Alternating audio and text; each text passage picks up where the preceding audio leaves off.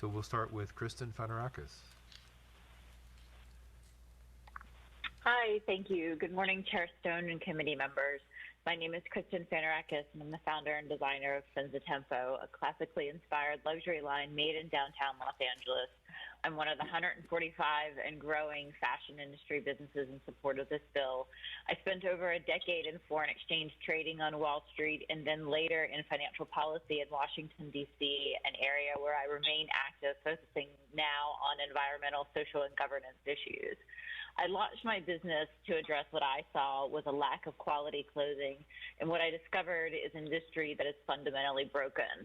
It's an industry that depends on low prices and volume, and when the large companies make their clothing in California, they depend on paying less than the minimum wage in order to preserve their profit margins for shareholders.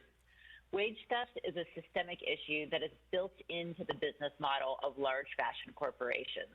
It's not an isolated incident. Allowing it to continue betrays consumer trust in the Made in California label, and it steals from California taxpayers. Passing SB62 will have no effect on a business that is already following the law by paying the minimum wage. And assigning joint liability will have no impact on a company that has done their due diligence on their factory, something that many of these companies are claiming they have already done. Companies who try to subvert the law by paying less than the minimum wage in order to offer artificially low-priced garments to consumer hurt companies like Tempo, who believe in the ethics of domestic manufacturing as well as the economics. We all know that the Made in California label has economic value. Otherwise, the companies wouldn't be trying to subvert the law, or they would have moved their businesses overseas.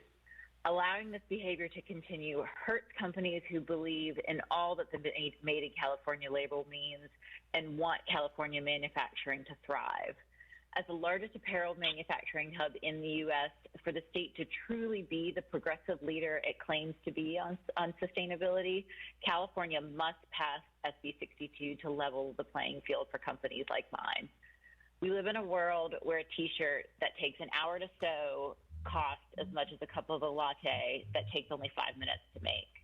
When that T-shirt is made in the U.S., the math just doesn't add up. Thank you so much for your time, and I respectfully ask for your aye vote in support of this bill. Thank you. Isabel Castro.